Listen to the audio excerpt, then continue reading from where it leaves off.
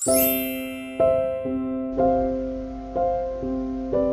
Start करते हैं excretion. Excretion का क्या मतलब होता है? बॉडी में जितनी भी मेटाबॉलिक एक्टिविटीज होती हैं उनसे जो वेस्ट प्रोडक्ट्स बनते हैं या साइड प्रोडक्ट्स बनते हैं उनका बॉडी से रिमूवल जरूरी है, अदरवाइज वो बॉडी के लिए पॉइजनस या टॉक्सिक हो सकते हैं। तो उन सब्सटेंसेस का जो रिमूवल है इस प्रोसीजर को एक्सक्रीशन कहा जाता है। एनिमल्स में एक्सक्रीशन अभी हम पढ़ रहे हैं, एक्सक्रीशन इन एनिमल्स। तो एनिमल्स की टू बेसिक कैटेगरीज आपने पढ़ी है, यूनिसेल्युलर एंड मल्टीसेल्युलर। यूनिसेल्युलर तो सिंगल सेल्ड होते हैं, सिंगल सेल्ड होंगे तो उनमें अक्सर जो एक्सक्रीशन के लिए प्रोसीजर यूज किया जाता है वो सिंपल डिफ्यूजन होता है। और अमीबा में आपने पढ़ा है, अमीबा पैरामीशियम में कॉन्ट्रैक्टाइल वैक्यूल होती है। ये वैक्यूल क्या करेगी, ये बॉडी की सरफेस तक ट्रेवल करती है और फिर सरफेस पर जाके बर्स्ट हो जाती है। तो जो भी अनवांटेड मटेरियल थे वो वैक्यूल से बॉडी के बाहर फेंक दिए जाते हैं। लेकिन जो मल्टीसेल्युलर ऑर्गेनिजम्स हैं उनकी बॉडी में एक्सक्रीटरी ऑर्गन्स होते हैं, जैसे एनालिडा में नेफ्रिडिया के थ्रू होता है, क्रस्टेशियंस में ग्रीन ग्लैंड्स के थ्रू होता है, इंसेक्ट्स में मालपीजियन ट्यूब्यूल्स के थ्रू होता है और मोलस्क एंड वर्टिब्रेट्स में किडनीज के थ्रू जो है एक्सक्रीशन होता है। ठीक है, अब यहाँ पे एक और इम्पोर्टेंट बात ये है कि ये जो एक्सक्रीशन में जो भी केमिकल बॉडी से बाहर निकाला जाता है वो केमिकल 3 वैरायटी का हो सकता है। ये वो केमिकल 3 वैरायटी का हो सकता है। कौन कौन सी वैरायटी? या तो वो अमोनिया हो सकता है, या वो यूरिया हो सकता है, या वो यूरिक एसिड हो सकता है। ठीक है, मैं इसे यहाँ पर हाईलाइट कर देती हूँ। या तो वो अमोनिया हो सकता है, या वो यूरिया हो सकता है, या वो यूरिक एसिड हो सकता है। ठीक है, तो जो भी एनिमल्स अमोनिया को एलिमिनेट करते हैं बॉडी से उन्हें अमोनोटेलिक एनिमल्स कहते हैं, जो यूरिया को एक्सक्रीट करते हैं उन्हें यूरियोटेलिक कहते हैं, और जो यूरिक एसिड को एक्सक्रीट करते हैं उन्हें यूरिकोटेलिक एनिमल्स कहा जाता है। ठीक है, अच्छा ह्यूमन इनमें किस कैटेगरी में आता है? ह्यूमन यूरिया की फॉर्म में एक्सक्रीट करता है तो ह्यूमन बीइंग्स यूरियोटेलिक कैटेगरी में आते हैं। ठीक है, second number category ureotelic category. अब एक्सक्रीटरी सिस्टम है ह्यूमन बीइंग्स का। पहले यहाँ पे इसका हम डायग्राम देख लेते हैं। डायग्राम में आपको 2 किडनीज नजर आ रही हैं और ये जो किडनीज हैं इनसे 2 ट्यूब्स निकल रही हैं, इन्हें यूरेटर कहते हैं। ये यूरेटर यूरिनरी ब्लैडर में जा रही है और यहाँ से यूरिथ्रा के थ्रू जो है यहाँ पे यूरिन को बाहर एलिमिनेट कर दिया जाता है। इधर ये एक वेन है, एक आर्टरी है, ये रीनल आर्टरी है और ये रीनल वेन है। तो फर्स्ट पार्ट है यहाँ पे किडनी। किडनी क्या है? ये मेन एक्सक्रीटरी ऑर्गन है। 2 किडनीज होती हैं, बीन शेप्ड होती हैं, रेडिश ब्राउन कलर की होती हैं, एब्डोमेन में लोकेटेड होती हैं और लेफ्ट किडनी थोड़ी सी हायर होती है, little higher than right kidney होती है। और रीनल आर्टरी जो आती है वो अनक्लीन ब्लड लाती है, यानी कि वो ब्लड जिसको फिल्ट्रेशन के लिए किडनी में एंटर करना है वो ब्लड आता है और किडनी जब ब्लड को फिल्टर कर देती है तो उसके बाद वो ब्लड रीनल वेन के थ्रू जो है किडनी से बाहर निकल जाता है। ठीक है, तो ये किडनी और इसका फंक्शन हो गया। किडनी से 2 ट्यूब निकल रही हैं। तो अगला टॉपिक आता है यूरेटर यानी एक्सक्रीटरी ट्यूब। ये थिन मस्कुलर ट्यूब्स होती हैं जो कि यूरिनरी ब्लैडर में ओपन होती हैं और यूरिन को किडनी से ब्लैडर में ड्रेन आउट करती हैं। फिर है यूरिनरी ब्लैडर। ये एक पियर शेप रिजर्वायर है जो कि यूरिन को स्टोर करता है। और इसके बाद यूरिथ्रा, इससे एक मस्कुलर ट्यूब निकलती है जो कि यूरिन को बॉडी के बाहर ले जाती है। तो ये ह्यूमन एक्सक्रीटरी सिस्टम हो गया। और यहाँ पे एक बार इसका हम 3D डायग्राम देख लेते हैं। इसमें ये बीन शेप्ड किडनीज है और ये रेड कलर की जो है रीनल आर्टरी है, ये ब्लू कलर की रीनल वेन है। किडनी के ऊपर आप ये जो 2 स्ट्रक्चर्स देख रहे हैं इन्हें एड्रिनल ग्लैंड्स कहा जाता है। इसका एक क्रॉस सेक्शन भी यहाँ पे प्रोवाइडेड है। इसका नेफ्रॉन के स्ट्रक्चर अभी हम आगे पढ़ने वाले हैं। फिर आते हैं difference between ureter and urethra. Ureter यानी कि ये वाली 2 ट्यूब्स और यूरिथ्रा यानी ये एक ट्यूब है। तो यूरेटर जो है वो तो क्या करती है, ये 2 ट्यूब्स होती हैं और किडनी से ब्लैडर तक ब्लड को कैरी करती है। वेयर यूरिथ्रा जो है ब्लैडर से बॉडी को ब्लैडर से यूरिन को बॉडी के बाहर एलिमिनेट करती है। ठीक है, यूरिथ्रा जो है एक यूरिथ्रल इंस्पेक्टर। इंस्पेक्टर क्या होता है? वॉल्व होता है, वॉल्व से क्लोज होती है। लेकिन यूरिटर में कोई वॉल्व नहीं होता है। जब यूरिनरी ब्लैडर कॉन्ट्रैक्ट होता है तो ये अपने आप बंद हो जाती है। ठीक है, तो ये इनका भी डिफरेंस है। और किडनी का फंक्शन क्या होता है? किडनी जो होती है ब्लड से पॉइजनस सब्सटेंसेस जैसे यूरिया है, कई सारे वेस्ट सॉल्ट्स हैं और एक्सेस वाटर है, इनको एलिमिनेट करती है। क्योंकि वाटर से एक्स्ट्रा वाटर को ये हटाती है तो ये ब्लड में वाटर बैलेंस को बनाए रखती है, जिसका टेक्निकल टर्म होता है ऑस्मोटिक प्रेशर को बनाए रखती है। और क्योंकि ब्लड से एक्स्ट्रा मिनरल्स भी हटा लेती है, एक्स्ट्रा मिनरल्स के हटने का मतलब है कि ब्लड का जो पीएच है वो भी रेगुलेट रहता है। ठीक है, तो pH balance, osmotic pressure balance और एक्सेस वेस्ट प्रोडक्ट जो है, टॉक्सिक सब्सटेंसेस है, उनको रिमूव करना किडनी का मेन फंक्शन है।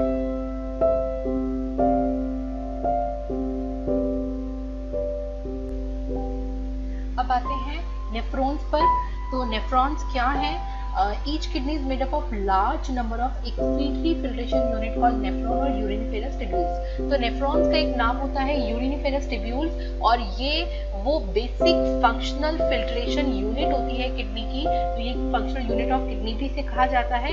इसके जो 2 पार्ट होते हैं, ये जो लॉन्ग पार्ट है, ये जो नीचे है, ये टिब्यूल होता है और जो ऊपर कप शेप पार्ट होता है उसे बोमन्स कैप्सूल कहते हैं। और बोमन्स कैप्सूल के अंदर बहुत सारे बंडल ऑफ ब्लड कैपिलरीज होता है। उस बंडल ऑफ ब्लड कैपिलरी को ग्लोमेरुलस कहते हैं। तो देखिए ये है बोमन्स कैप्सूल। ठीक है, यहाँ पर ये वाला जो रीजन है ये ब्लड कैपिलरीज का है, दैट इज ग्लोमेरुलस है। और ये जो बोमन कैप्सूल का जो नेक्स्ट टर्मिनल है वो ये टिब्यूलर पार्ट पर जा रहा है और फिर टिब्यूलर पार्ट से ये जो है यूरिन फॉर्मेशन के लिए ये दूसरी डक्ट में डाला जा रहा है। ठीक है, यूरिन। तो अब यहाँ पर आप देखिए कि बोमन कैप्सूल में जो ग्लोमेरुलस है, जो कैपिलरीज है, वो कहाँ से बनी है? तो जो अनक्लीन्ड ब्लड है, जो डर्टी ब्लड है जिसमें बहुत सारा वेस्ट प्रोडक्ट है, वो ब्लड यहाँ पे रीनल आर्टरी के थ्रू जब एंटर होता है तो ये आर्टरी बहुत छोटी छोटी कैपिलरीज में डिवाइड हो जाती है और ये जो है इन कैपिलरीज को हम कहते हैं ग्लोमेरुलस। और जैसे ही ब्लड इसके अंदर आता है तो वो प्रेशर से आता है, क्योंकि यहाँ पर तो जो सिलेंड्रिकल एरिया है वो वाइड है और यहाँ पर कैपिलरी से बहुत कम होता है। तो ब्लड जैसे ही प्रेशर से आता है तो प्रेशर की वजह से फिल्टर होकर के ग्लोमेरुलस में फिल्ट्रेट चला जाता है। इसमें ब्लड पार्टिकल्स फिल्टर नहीं होते हैं।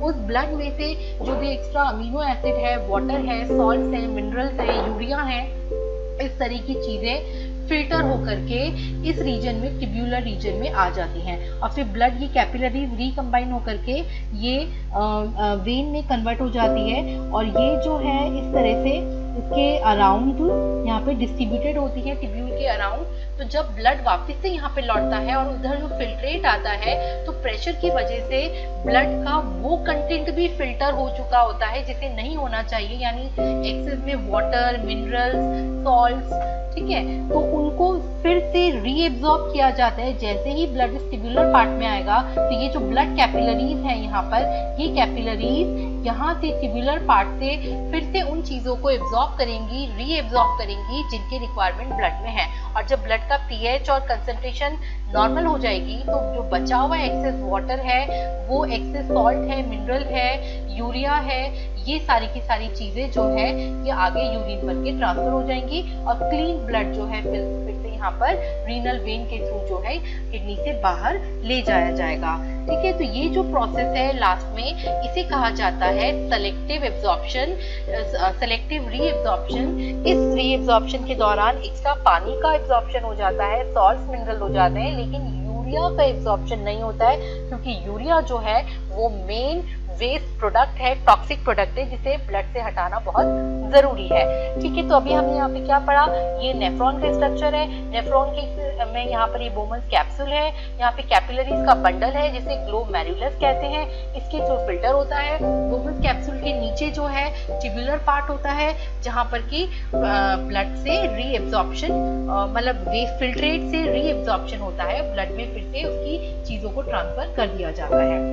ठीक है, तो ये फॉर्मेशन ऑफ यूरिन जो मैंने एक्सप्लेन किया वो सारा फिर से डायग्राम सामने है, इसमें लिखा है। तो यहाँ पर ग्लोमेरुलस से जब फिल्टर होता है तो glucose, amino acid, salt, water, urea, ये सारी चीजें जो होती हैं फिल्टर होती हैं, और बाद में जो रीएब्जॉर्ब होती हैं, उन रीएब्जॉर्प्शन के प्रोसेस में अमीनो एसिड, सॉल्ट, वाटर, ये सब जो है ग्लूकोज, ये सब फिर से रीएब्जॉर्ब हो जाते हैं। लेकिन जो यूरिया पार्ट होता है वो वेस्ट प्रोडक्ट जो यूरिया है ये रीएब्जॉर्ब नहीं होता है। ठीक है, तो इस तरह से यूरिन का फॉर्मेशन होता है। फिर इसके बाद आते हैं आर्टिफिशियल किडनी, जहाँ जब किडनी फेलियर हो जाता है तो आपने सुना है कि डायलिसिस पे रखा जाता है। तो डायलिसिस में जो मशीन बनाई जाती है वो आर्टिफिशियल किडनी का रोल प्ले करती है, और डायलिसिस से ब्लड को बॉडी के बाहर ले जाके फिल्टर किया जाता है। ठीक है, तो डायलिसिस का वो प्रोसेस है जिसके अंदर उस मशीन में एक सेल्यूलोज की ट्यूब होती है। ठीक है, उस सेल्यूलोज की जो ट्यूब है उसको एक टैंक में डिप किया जाता है जिसकी आयनिक कंसंट्रेशन प्लाज्मा के कंपैरेबल होती है, और ब्लड जब इस सेल्यूलोज ट्यूब में आता है तो यहाँ से ब्लड में अनवांटेड चीजें फिल्टर हो जाती हैं, और फिर से ब्लड जो है उस पेशेंट की बॉडी में लौटा दिया जाता है।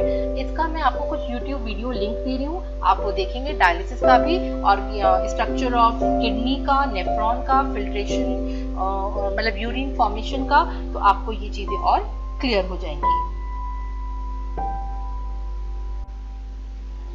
तो अब आते हैं comparison between alveoli in lungs and nephrons in kidneys with respect to their structure and functioning. ठीक है, तो यहाँ पर जो कंपैरिजन है बड़ा इंटरेस्टिंग है बॉडी के दो डिफरेंट पार्ट्स का, लंग्स में एल्वेओलाई और किडनीज में नेफ्रॉन्स का।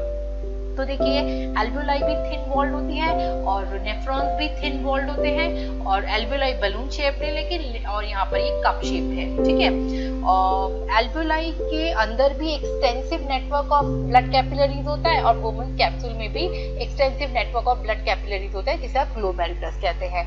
बस एल्वेओलाई में जो डिफ्यूजन होता है वो गैसेस का होता है, लेकिन यहाँ पर जो डिफ्यूजन होता है वो ब्लड की एक्स्ट्रा चीजों का, water, mineral, urea, waste products का होता है। ठीक है, यहाँ पर भी लार्ज सरफेस एरिया होता है डिफ्यूजन के लिए, गैसियस डिफ्यूजन के लिए। यहाँ पर भी लार्ज सरफेस एरिया होता है ब्लड की चीजों को फिल्टर करने के लिए और रीएब्जॉर्प्शन के लिए। ठीक है, और ये एल्वेओलाई में भी ये एल्वेओलाई काफी ज्यादा नंबर में होते हैं, इसी तरह से नेफ्रॉन्स भी किडनी के काफी नंबर में होते हैं। तो number of comparison and number of similarities इन दोनों में देखने को मिलती है। उसके बाद आते हैं एक्सक्रीशन इन प्लांट्स। प्लांट्स में एक्सक्रीशन के डिफरेंट केसेस हैं, बड़े इंटरेस्टिंग केसेस हैं कि जैसे देखिए प्लांट्स का जो फोटोसिंथेसिस और रेस्पिरेशन की वजह से जो एक्सक्रीटरी प्रोडक्ट है वो क्या बनते हैं, carbon dioxide, water and oxygen. जो हमारे काम की चीजें हैं वाटर, ऑक्सीजन, वो यहाँ पे बनते हैं, और प्लांट के लिए वेस्ट प्रोडक्ट है। इसी तरीके से प्लांट में जो एक्स्ट्रा वाटर होता है वो प्लांट कैसे रिमूव करते हैं, ट्रांसपिरेशन से रिमूव करते हैं। प्लांट में जो गैसेज हैं जैसे ये ऑक्सीजन, कार्बन डाइऑक्साइड है, ठीक है, वाटर वेपर्स हैं, तो ये भी कैसे रिमूव की जाती है, स्टोमेटा लीव्स में होते हैं और लेंटिकल स्टेम्स में होते हैं। जो पोर्स होते हैं उन पोर्स को लीव्स में स्टोमेटा कहते हैं और स्टेम में लैंटिकल्स कहते हैं। इनके थ्रू वो गैसियस एक्सचेंज किया जाता है या गैसेस को बाहर निकाला जाता है। ठीक है, इसी तरह से कुछ प्लांट जो होते हैं सॉइल में भी अपने वेस्ट प्रोडक्ट्स को छोड़ते हैं। अच्छा, अगर जो भी स्टोर्ड चीजें हैं सॉलिड या लिक्विड वेस्ट है तो वो shedding of leaves, peeling off bark, falling off fruits, इसके थ्रू जो है अपने वेस्ट प्रोडक्ट को प्लांट बॉडी से अलग करते हैं। इसी तरह से कुछ वेस्ट प्रोडक्ट्स गम्स और रेजिन की फॉर्म में प्लांट्स में देखने को मिलते हैं। प्लांट्स में सेल्यूलर वैक्यूल्स में वेस्ट प्रोडक्ट स्टोर होते हैं और वो लीव्स में होती हैं, तो लीव्स की शेडिंग के थ्रू भी इस तरह की वेस्ट प्रोडक्ट्स को प्लांट बॉडी से हटा दिया जाता है। ठीक है, और ऐसी नंबर ऑफ वेस्ट प्रोडक्ट जो प्लांट के हैं वो ह्यूमन लाइफ के लिए काफी काम के हैं, जैसे नेचुरल रबर है, गम है, रेजिन है, एसेंशियल ऑयल्स है like sandalwood oil, eucalyptus oil, clove oil, है ना, लेवेंडर ऑयल। ये सारे जो प्लांट के वेस्ट प्रोडक्ट्स हैं वो हमारे डेली लाइफ में काम आने वाली इंपॉर्टेंट चीजें हैं।